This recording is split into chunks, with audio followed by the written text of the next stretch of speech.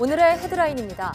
올해부터는 미세먼지 비상조치 발령 시 노후 경유차는 운행이 제한되고 위반하면 10만 원 이하의 벌금이 부과됩니다.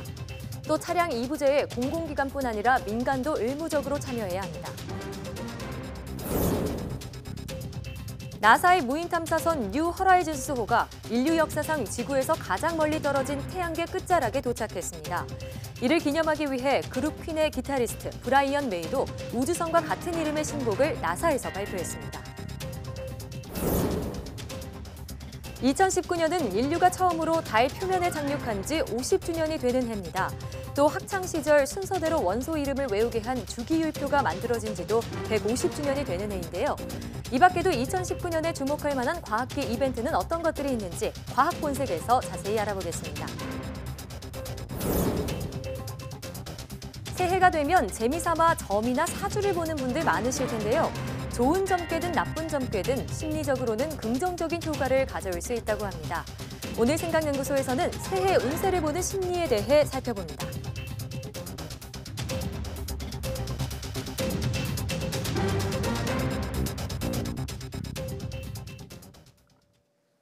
여러분 안녕하십니까? 사이언스 투데이입니다. 지난 한 해 미세먼지 때문에 고생 많으셨을 텐데요. 새해에는 미세먼지 비상조치가 발령될 때 노후 경유차 운행이 제한되고 차량 2부제에 민간도 의무적으로 참여해야 합니다. 새해 미세먼지 대책 어떻게 달라지는지 황선욱 기자가 보도합니다. 지난해 9월부터 넉 달 동안 수도권에 미세먼지와 초미세먼지가 나쁨 이상을 보이는 건 모두 52차례입니다. 사흘이 멀다 하고 시민들이 미세먼지에 고통을 당한 셈입니다. 대통령까지 나서 특단의 대책을 주문했습니다. 특히 미세먼지 문제에 대한 정부 대응이 국민 눈높이에서 볼 때 크게 미흡하다는 인식과 함께 환경 정책에 대한 전반적 불신을 초래했다는 것은 매우 뼈아픈 지적이 아닐 수 없습니다. 다음 달 15일부터 미세먼지 특별법이 시행되면 사정이 조금은 나아질 전망입니다. 특별법 시행 뒤 미세먼지 비상저감 조치가 발령되면 미세먼지 배출이 많은 5등급 차량은 운행이 제한됩니다. 5등급 차량은 주로 노후 경유차가 해당하며 위반 시에는 10만 원 이하의 과태료가 부과됩니다. 5등급 차량에 해당하는지 여부는 콜센터와 자동차 배출가스 등급조회 홈페이지에서 확인이 가능합니다. 차량 2부제도 지금까지는 수도권 공공기관 중심으로 시행됐지만 앞으로는 민간도 의무적으로 참여해야 합니다. 주차료와 혼잡 통행료 감면 등 저공해 자동차로 인정받은 경유차 95만 대에 주던 인센티브도 이러면 올해부터 폐지됩니다. YTN 황순욱입니다. 뇌의 특정 부위에 전기 자극을 가해 알츠하이머나 간질 등 뇌질환의 악화를 막을 수 있는 장치가 개발됐습니다. 미국 UC 버클리 연구팀은 심장박동 조율기와 비슷한 원리로 움직이는 이른바 뇌 페이스메이커를 개발해 원드라는 이름을 붙였다고 밝혔습니다. 고정틀과 함께 머리 표면에 심는 2개의 전자칩으로 이루어진 이 장치는 각각의 칩에 달린 64개의 전극이 뇌의 전기적 활성을 측정해 이상 부위가 감지되면 동시에 전기 자극을 가하게 됩니다. 연구팀은 앞으로 미세한 조정을 통해 뇌의 전기 신호를 감지하고 적절한 전기 자극의 강도를 정한다면 뇌질환 환자를 치료하는 데 큰 효과를 볼 수 있을 것이라고 설명했습니다. 영화 보헤미안 랩소디의 흥행 열풍으로 록그룹 퀸에 대한 관심도 뜨거운데요. 퀸의 기타리스트 브라이언 메이가 새해 첫날 신곡을 발표했습니다. 그런데 그가 찾은 곳이 쇼케이스 행사장이 아니라 미 항공우주국 나사였습니다. 기정훈 기자가 보도합니다. 4, 3, 2, 1, Go New Horizons! 함께 외친 카운트다운은 새해 시작을 알리는 것이 아닙니다. 2006년 발사된 우주선 뉴 호라이즌스호가 태양계의 끝자락 미지의 소행성 울티마 툴레에 가장 근접한 순간입니다. 인류가 보낸 우주선 가운데 가장 멀리까지 가서 천체를 근접 관측한 것입니다.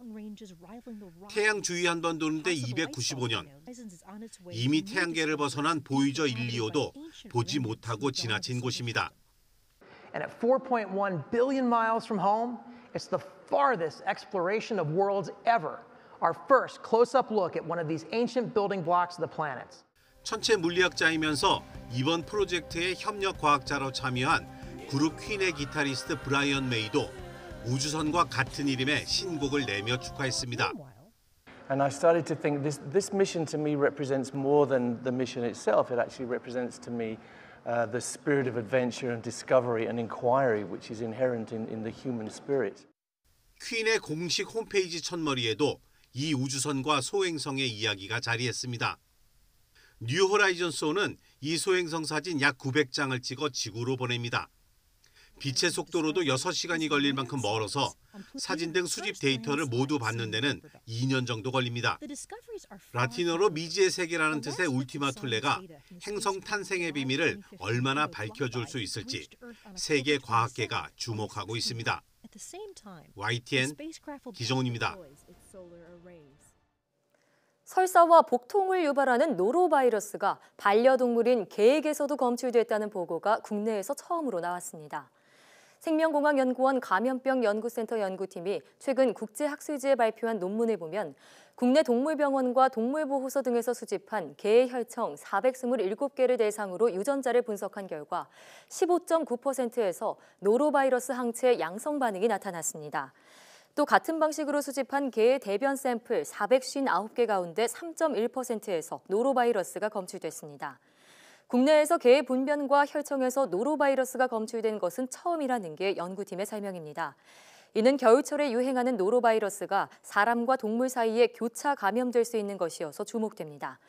전문가들은 노로바이러스 자체가 사람과 동물 모두 감염될 수 있는 인수공통 감염병이고 개가 사람과 밀접하게 접촉하는 만큼 교차 감염 가능성에 주의해야 한다고 지적하고 있습니다. 재난 상황에서 인명을 구조하는 데 활용할 수 있는 인공지능 기술을 개발하기 위한 대회가 진행됩니다. 과학기술정보통신부는 올해부터 2019 인공지능 R&D 그랜드 챌린지를 열고 2022년까지 4단계로 나눠 인명구조기술 개발을 위한 공개 경쟁을 실시한다고 밝혔습니다. 참가자들은 단계마다 제시된 목표에 도전하고 단계별 우승자는 다음 단계까지 후속 연구비를 지원하게 됩니다. 과기정통부는 올해 6월에 개최되는 1단계 챌린지에서 총 12개 팀을 선발해 2단계 대회까지 후속 연구비 60억 원을 지원한다는 계획입니다.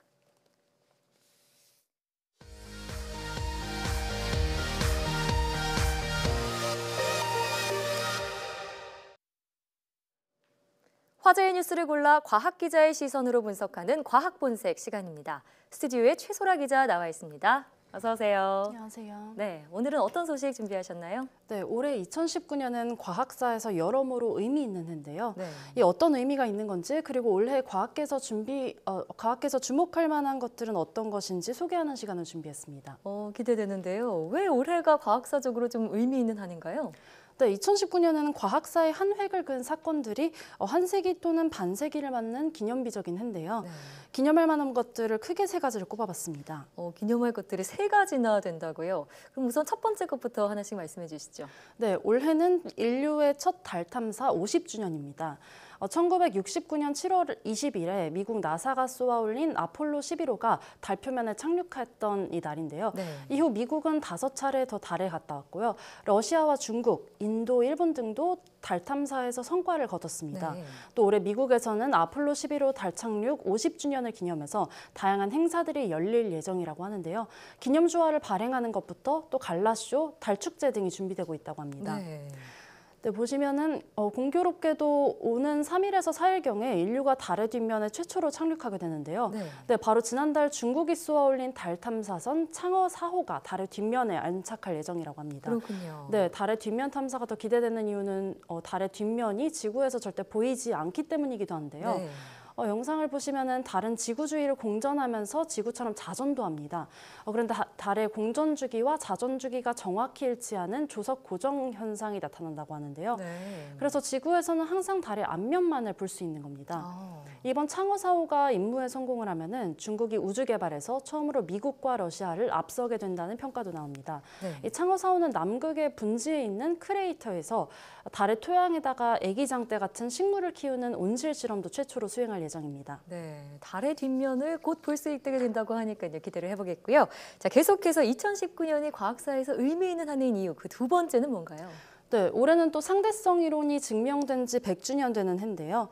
아인슈타인은 지난 1916년에 일반 상대성 이론을 발표를 했습니다. 네. 이 상대성 이론 매우 유명한 이론이죠. 유명하죠. 네, 중력이 빛을 휘게 한다는 내용인데요. 이 멀리 있는 별에서 오는 빛이 태양 주위를 지나치면서 태양 쪽으로 휘어지기 때문에 우리가 볼 때는 별의 위치가 잘못된 것으로 보이게 된다, 이런 건데요. 처음에 상대성 이론이 발표됐을 때는 이를 증명할 길이 없었습니다. 네. 태양빛이 너무 세기 때문에 주변의 별들을 관측하기가 어렵기 때문이었는데요. 상대성 이론 발표 3년 후인 1919년, 그러니까 지금으로부터 100년 전에 영국의 천체물리학자 에딩턴이 개기일식 때 별들을 촬영하고 이를 다른 사진과 비교해서 원거리 별들의 위치를 비교했습니다. 아, 그랬더니요? 네, 그 결과 별의 위치가 본래 위치와는 다르게 어그러져 있다는 것이 이제 보였습니다. 그 각도를 쟀더니 아인슈타인의 상대성 이론에 따른 수치에 거의 부합했다고 합니다. 그렇군요. 네, 이 증명이 인류의 과학적 지식을 한 차원 더 높였다는 그런 평가를 받고 있습니다. 네, 상대성 이론이 계기일식 덕분에 증명이 됐다니 몰랐던 사실이네요. 자, 그럼 계속해서 세 번째 이유는 어떤 건가요? 네, 올해는 또한 주기율표가 제정된 지 150주년 되는 해인데요. 주기율표요. 네, 현재 우리가 쓰는 주기율표가 이 지난 1869년 러시아 화학자인 멘델레예프가 만든 겁니다. 네. 멘델레예프 주기율표는 중고등학생 시절부터 많이 봐오셨을 텐데요. 많이 외웠죠. 네. 이 원소를 양성자 수에 따라서 배열한 표입니다. 네. 양성자가 1개인 수소는 1번, 그리고 양성자가 2개인 헬륨은 2번, 이런 식으로 번호를 붙이고 나열을 한 건데요. 이 방법은 멘델레예프가 처음으로 시도한 거라고 합니다. 네. 당시에는 지금처럼 많은 원소들이 발견되지 않았기 때문에 멘델레예프는 아직 발견되지 않은 원소를 예측하고 빈칸으로 남겨놨다고 하는데요. 빈칸으로요? 네, 이렇게 나열을 했더니 빈칸에 들어갈 원소들이 후대에 하나하나씩 발견됐습니다. 아, 처음부터 다 발견된 게 아니었군요. 네, 맞습니다. 네. 이제 멘델레예프가 남겨놓은 공간에 들어갈 원소들이 나중에 하나하나 발견된 게 굉장히 의미 있다고 볼 수 있는데요. 이걸 나열한 결과 주기적으로 같은 성질을 보이는 원소들이 있었다. 그래서 이제 원소의 족이나 주기 이런 것도 발견됐다는 게 굉장히 네. 의미가 있고요. 현재 주기율표에는 빈칸이 없이 118개 원소가 나타나 있습니다. 네. 유엔은 주기율표 150주년을 맞아서 올해를 국제 주기율표의 해로 지정을 했고요. 네. 유네스코에서 오는 29일에 기념행사를 열고 노벨상 수상자 강연부터 주기율표 발전을 위한 논의를 할 예정이라고 합니다. 네, 그러니까 달 탐사와 상대성 이론 그리고 주기율표까지 정말 의미 있는 것들이 세 가지나 겹치니까 올해가 기념비적이다 이렇게 부를만 하네요. 자, 그러면 올해 주목할 만한 우주 현상은 어떤 것들이 있을까요? 이제 시청자분들이 직접 관측할 수 있는 것들을 하나둘씩 소개해 드릴 텐데요. 네. 올해는 2번의 일식과 1번의 월식을 관찰할 수 있다고 합니다. 특히 첫 번째 일식은 새해 첫 일요일인 그러니까 오는 6일에 나타나니까요. 보셔도 될 것 같은데요. 서울 기준으로 오전 8시 36분에 시작해서 오전 11시 3분까지 진행된다고 합니다. 네, 태양 전체 면적의 최대 24.2%까지 가려진다고 합니다. 네. 날씨만 좋으면 우리나라 모든 지역에서 부분 일식을 볼 수 있다고 하니까 기대해 보셔도 좋을 것 같습니다. 또 올해 중순인 제헌절, 즉 7월 17일경에 새벽 5시경에는 부분 월식이 일어나는데요. 네.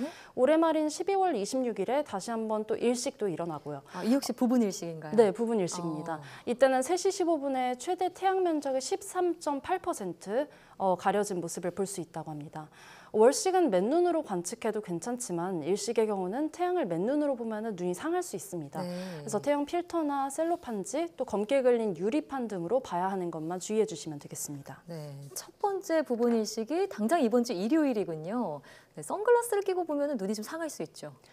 네, 그런 것보다 이제 검게 걸린 셀로판지? 유리판 이런 것들을 보면 좋다고 합니다. 그렇군요. 자, 계속해서 올해 주목할 만한 연구 성과 어떤 것들을 기대해 볼 수 있을까요? 네, 올해 남극에서 추진되는 스웨이츠 빙하 변화 연구 프로젝트가 이제 시작되는데요. 네, 기후 변화로 인한 문제 해결을 찾기 위한 프로젝트입니다. 서남극에 있는 스웨이츠 빙하가 이미 붕괴가 진행되고 있는데요. 이런 현상이 계속될 경우 서남극 빙상 전체 붕괴를 초래할 것으로 예상된다고 합니다. 네.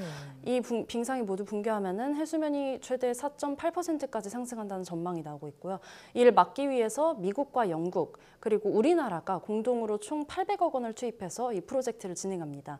이 프로젝트는 올해 주목할 만한 과학계 이벤트로 네이처가 1순위로 꼽기도 했는데요. 그만큼 세계가 주목하는 연구라고 볼 수 있겠습니다. 그렇군요. 자, 그러면 4.8m 정도까지 해수면이 상승한다 이런 말씀이죠. 만약 네. 다 녹게 된다면요? 네, 맞습니다. 정말 심각한데요. 이런 기후 변화로 인한 문제 해결의 실마리가 될 수 있을지 기대를 해보겠습니다. 자, 계속해서 혹시 올해 과학계에서 바뀌게 되는 것 중에 우리가 좀 알면 좋은 것들이 있을까요? 네, 우리가 일상에서 크게 느낄 변화는 아니지만 이제 매우 중요한 의미가 있는 변화가 하나 있는데요. 질량이나 전류, 온도와 물질량에 대한 국제 단위가 올해 5월 20일부터 바뀌게 됩니다. 네. 지난해 11월에 국제 도량형 총회에서는 킬로그램과 전류를 나타내는 암페어, 그리고 절대 온도인 켈빈, 그리고 물질의 양인 몰 등 4개 단위가 불변의 상수로 고정됐습니다. 네. 바로 플랑크 상수나 볼츠만 상수 등 이 고정된 값으로 새롭게 정의된 겁니다. 이로써 전자 수준의 측정이 가능해지고요. 또 첨단 과학 발전이 가속화될 거라는 전망이 나오고 있습니다. 네, 이렇게 정리를 해주셔서 들어보니까 올해가 정말 과학사적으로 의미 있는 한 해가 되겠다는 생각이 드는데요. 올해 새해부터 시작되는 과학 본색도 기대해 보도록 하겠습니다. 오늘 말씀 잘 들었습니다.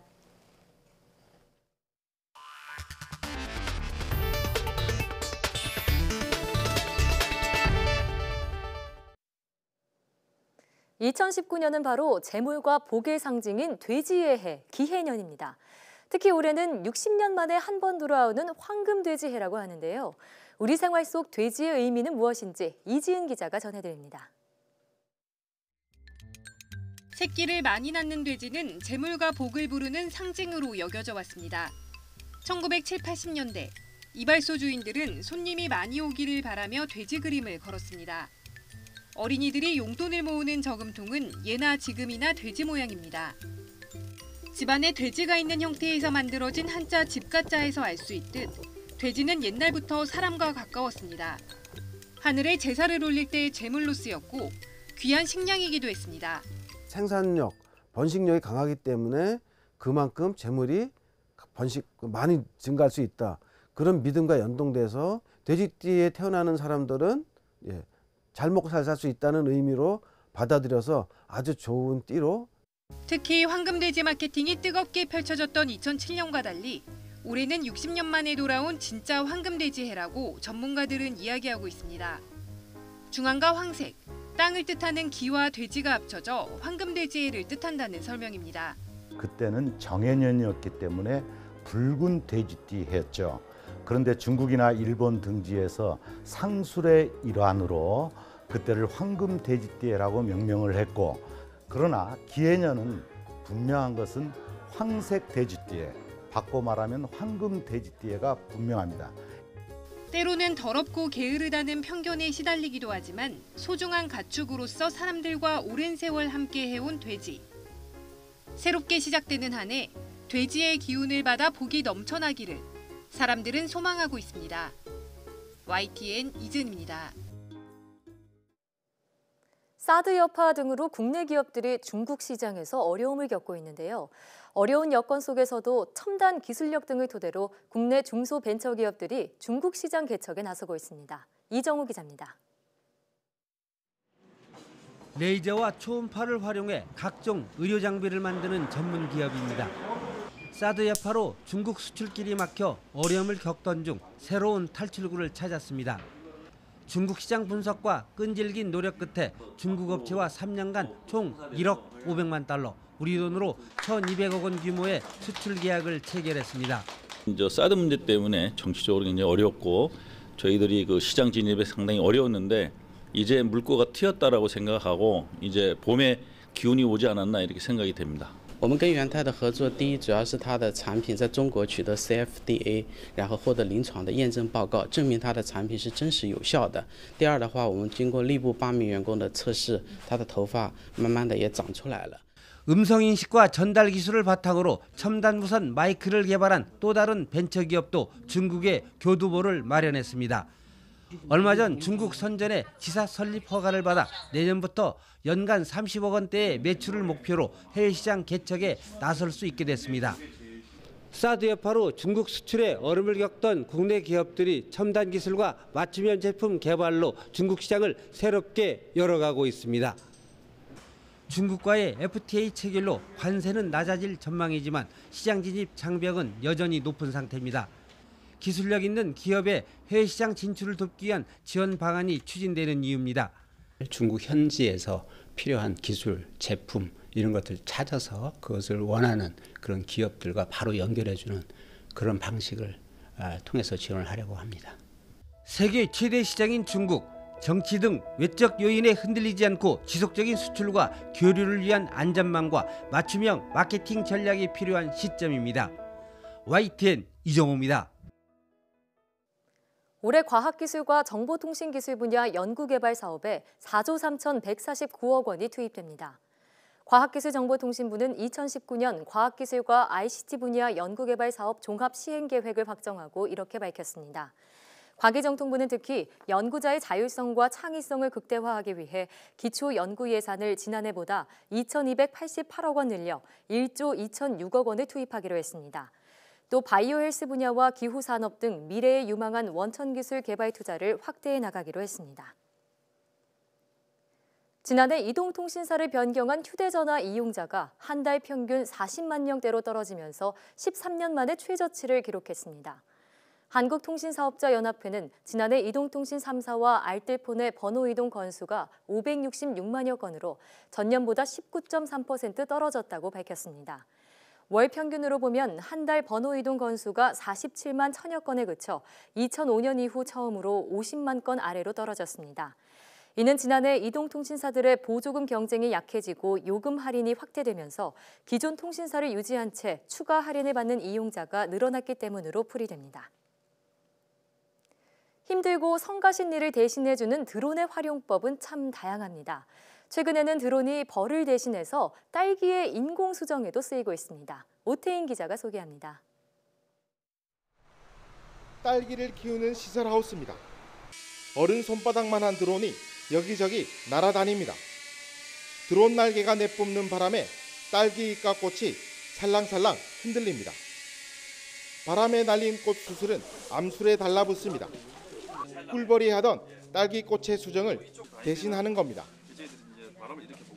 가장 최적화된 인공수정의 방법을 찾기 위해서 비행 고도와 비행 속도를 조절해서 여러 단계로 실험을 하고 있습니다.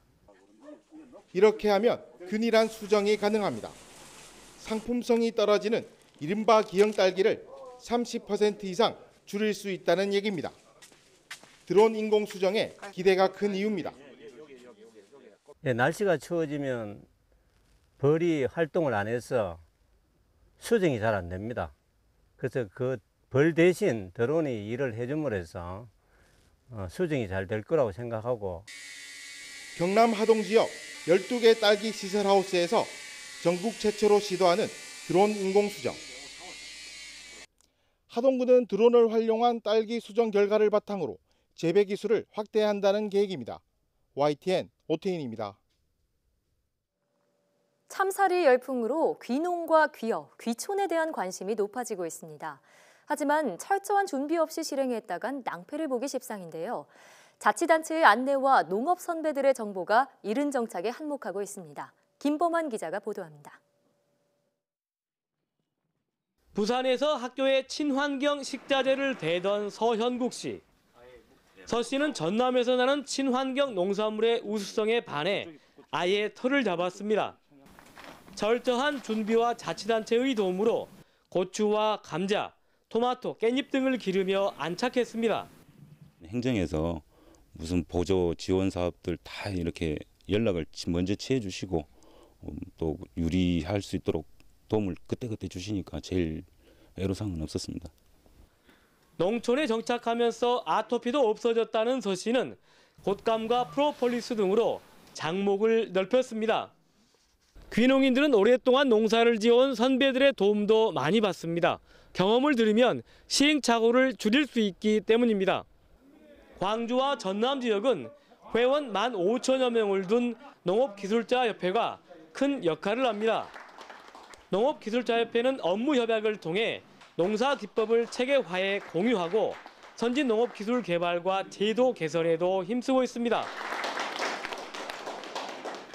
농가소득 5천만 원 달성을 추진하는 농협도 농산물 제값받기를 위해 생산지 유통을 대폭 강화하기로 했습니다. 우리 지역 우수 농산물에 대한 안정적인 수출 기반도 마련해 나가겠습니다. 친환경 농산물 생산 단기 조성과 선제적인 수급 대책으로 농업인이 안심하고 생산에만 전념할 수 있는 기반을 조성하겠습니다. 한 해 귀농과 귀여, 귀촌인은 모두 35만여 가구. 귀농 귀촌 종합센터에서도 온 오프라인으로 알뜰한 정보를 제공하고 있습니다. YTN 김범환입니다.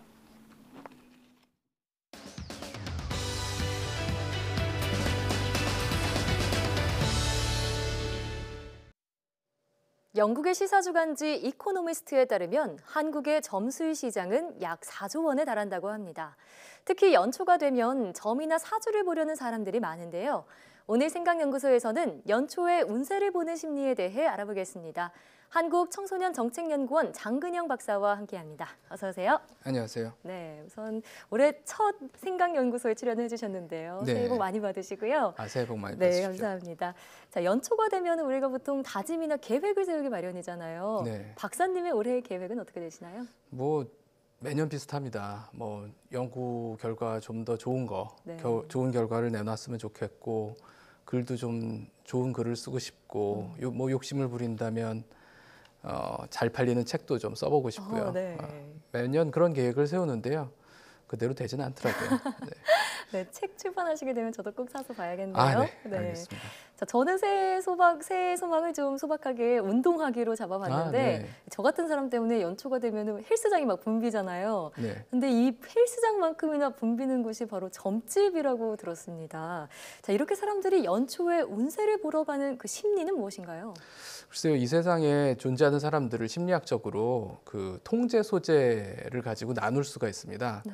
그러니까 내 삶을 통제하는 힘이 나한테 있다라고 생각하는 사람하고요. 네. 그다음에 내 삶을 통제하는 힘이 내 바깥에 있다. 외부에 있다. 외부에 있다라고 네. 생각하는 사람이 있는데요.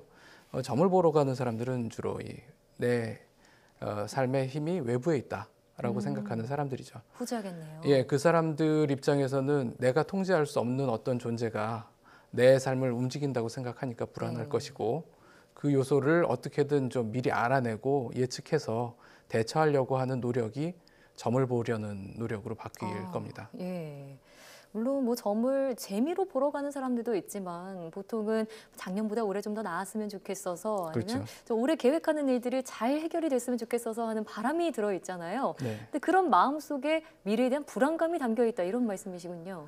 그렇죠. 그러니까 사실 누구나 미래는 모르잖아요. 네. 그리고 불안한 거죠. 그런데 이제 외적 통제감을 가지고 있는 사람들의 입장에서는 내가 노력을 해도 그 노력이 효과가 없고 오히려 좀 잘 지내는 것 같다가도 어떤 외부의 요소에 의해서 뭐 한 방에 쓱 사라질 수도 있다라는 네. 그런 걱정을 하고 있으니까 더욱더 불안하겠죠. 그리고 이게 현재 우리나라 사회에서 전반적으로 좀 그런 상황이 아닐까 싶어요. 전반적으로요? 예, 그러니까 경제 상황이라든지 뭐 어떤 그냥 늘 경제가 안 좋다고 하잖아요. 네. 그리고 내가 아무리 노력을 해도 그 임금이 오른다거나 하는 거는 내 노력 바깥의 일이고, 또 집값도 오르고 하니까 그건 다 내가 어떻게 할 수 없는 요소들이죠. 네. 그러니까 이런 상황일 때는 특히나 심리학적으로 좀 의지할 곳, 내가 어떻게든 통제할 수 있는 무언가를 찾으려고 하는데, 네. 그러다 보면 이제 점술이나 무슨 비과학적인 어떤 요소들에 의존을 하게 되는 거겠죠. 네. 근데 이제 또 서울대학교의 장덕진 교수님은 이런 얘기를 해요. 그러니까 우리나라 사람들의 삶의 기준이 너무 외적인 요소, 물질적인 요소에 매달려 있다. 예, 네. 예. 그래서 물질적인 요소들은 무슨 얼마나 많이 버느냐, 네. 얼마나 많이 쓰느냐, 집이며 차 다 될 수 있겠죠. 내가 가진 집이 남의 집보다 얼마나 크냐, 뭐 이런 거잖아요. 네. 근데 그런 요소들은 쉽게 변합니다. 돈도 뭐 작년에 얼만큼 버는지에 따라 얼마나 버는지, 그리고 오래 버는지 그게 다 달라지잖아요. 근데 그런 요소보다는 뭐 내가 이제 얼마나 어떤 취미를 가지고 있느냐, 내 친구들은 어떤 사람이냐, 그리고 내가 남을 얼마나 존중하고 또 뭐 남에게 얼마나 관용을 베푸느냐, 이런 자세들은 변하지 않거든요. 네, 정신적인 가치를 좀 더 네. 중시한다면 그러면 네. 예, 안정감을 더 얻을 수가 있을 그렇군요. 겁니다. 네. 자, 그래서 이제 운세 볼 때 카테고리에 꼭 재물운, 뭐 학업운, 직장운 이런 것들이 꼭 있잖아요. 네. 자, 그런데 요즘은 젊은 층들이 그렇게 신년 운세를 많이 보러 간다고요? 예, 그러니까 알바 천국이라고 아르바이트 전문 포털 사이트에서 2016년에 한 10대에서부터 30대 회원 한 1,600명 대상으로 설문을 진행을 했는데요. 네. 응답자의 한 90% 정도가 점을 본 적이 있다라고 응답을 했습니다. 그렇군요. 사실 그 점을 보러 가면은요, 다 내 얘기 같고 정말 맞는 말 같고 그렇잖아요. 네. 근데 이런 점괘에도 어떤 심리적인 요인이 있을 것 같은데요. 예, 그걸 보통 반엄 효과라고 얘기를 하는데요. 네. PT 반엄이라는 사람이 뭐 이 세상에는 계속 나한테 속을 사람들이 태어난다라는 얘기를 했는데 그 사람의 효과를 포러라는 심리학자가 1945년에 실험으로 확인을 해봤어요. 그러니까 대학생들한테 점괘를 똑같은 점괘를 나눠주고 이게 당신 점괘다라고 얘기를 해줬더니 그 점괘를 받은 사람들의 80%가 이거 다 내 얘기다, 맞다라고 얘기를 했다는 거죠. 네. 그러니까 그런 점괘의 공통적인 특징이 뭐냐면 누구에게나 해당되는 말입니다. 그렇군요. 예, 뭐 일이 잘 풀린다고 해서 너무 경고망동하지 마라라든지 일이 잘 안 된다고 금방 실망하지 말고 포기하지 말고 좀 더 버텨봐라. 뭐 이런 식의 누구에게나 맞는 말을 하니까 그럼 다 자기 얘기라고 생각을 하죠. 네, 그러니까 아무리 애매하게 대답을 해도 사람들이 자기 상황과 일치시켜서 생각을 한다 이런 얘기인 것 같은데요. 자, 그런데 운세를 보는 것이 긍정적인 효과도 있을 것 같아요. 예, 뭐 점이나 운세를 보는 행위로 일단 위로를 받을 수가 있습니다. 심리적 위로요. 그렇죠. 내가 이 우주하고 연결돼 있다라는 얘기거든요. 네. 그러니까 무슨 사주라는 거는 결국 내가 어떤 별자리에서 태어났느냐에 따라서 내 인생이 결정이 된다라는 얘기니까 네. 내가 이 우주의 혼자가 아니다라는 얘기예요. 그리고 점괘가 좋게 나오면요. 그러면 이게 실제로 좋은 결과가 나왔을 때 이게 내가 잘나서 잘 된 게 아니라 올해 운이 좋았구나. 올해 운이 좋구나. 예, 그렇게 겸손하게 생각할 수가 있고요. 네. 그리고 점괘가 나쁘게 나오면 실제로 나쁜 일이 벌어졌을 때 이게 내가 잘못한 게 아니고 내 책임이 아니고 그냥 올해 운이 그렇게 안 좋았던 거다. 내 탓이 아니다라고 생각할 수도 있죠. 그렇군요. 그렇지만 어디까지나 마음의 안정을 찾는 정도로만 이용을 해야겠죠. 자, 그리고 또 새해가 되면요. 뭐 설렘과 기대도 있지만 과거에 대한 미련이나 후회가 남기도 하는데요. 네. 물론 가정이지만요. 인간이 과거를 거슬러 갈 수 있다면, 그러니까 시간을 되돌릴 수 있다면 과연 행복해질 수 있을까요? 글쎄요, 실제로 시간을 되돌려 본 사례가 없죠. 네. 없으니까 과학적으로는 그 질문에 답을 할 수는 없습니다. 네. 하지만 추정을 해보자면 그 선택의 역설이라는 개념이 있어요. 이게 우리가 선택을 전혀 할 수 없는 경우보다는 조금이라도 선택을 할 수 있을 때 좀 만족을 합니다. 더 행복해지는데 선택의 여지가 너무 많아지면 오히려 불행해져요. 오히려요? 예, 그 이유가 크게 세 가지입니다. 일단 선택의 결과가 내 기대만큼 좋지 않아요. 네. 그러니까 내가 이전 선택하고 다른 선택을 했는데 그럼 더 좋아야 될 거라고 생각하는데 대개는 않군요. 그만큼 좋지 않습니다. 네. 그리고 두 번째는 이제 다른 선택을 하지 않았던 거를 후회할 수밖에 없어요. 그러니까 선택의 여지가 너무 많아지면요. 그리고 마지막으로 그 선택의 결과에 대한 책임이 내 탓입니다. 그러니까 어쩔 수 없었다, 뭐 돌이킬 수 없었다 이렇게 얘기할 수가 없거든요. 그러니까 그런 상황에서는 결국 다 내 탓이 되고 만족도 충분히 높아지지 않고 하니까 불행해지죠. 그렇군요. 계속해서 추상적인 질문을 드리게 되는데요. 올 한 해를 좀 후회 없이 보내기 위해서 좀 행복하게 보내려면 어떤 자세를 가져야 할까요?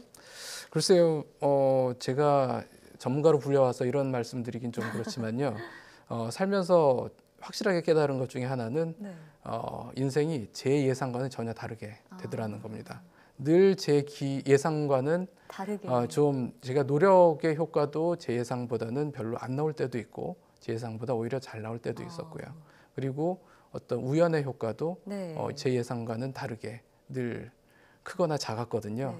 그래서 미래는 아직 오지 않았고 아무도 모르는 것이기 때문에 지금 우리가 할 수 있는 건 그냥 노력하는 것이다 네. 라고 말씀드릴 수밖에 없겠네요. 그렇군요. 저도 그러면 제 자리에서 꾸준히 노력하는 그런 한 해를 보내야겠습니다. 네, 지금까지 생각연구소 한국청소년정책연구원 장근영 박사와 함께했습니다. 오늘 말씀 고맙습니다. 감사합니다.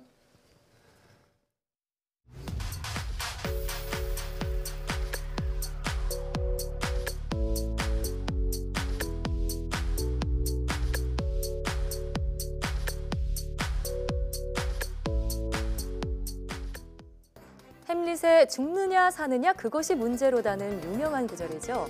이처럼 여러 선택의 갈림길에서 결정을 내리지 못하는 현상을 햄릿 증후군이라고 합니다. 사소한 것조차 운세를 보고 결정한다면 햄릿 증후군일 가능성이 높은데요. 미래를 알고 싶은 호기심은 누구나 갖고 있는 욕망이지만 인생은 스스로 개척할 때 더욱 가치 있지 않을까요?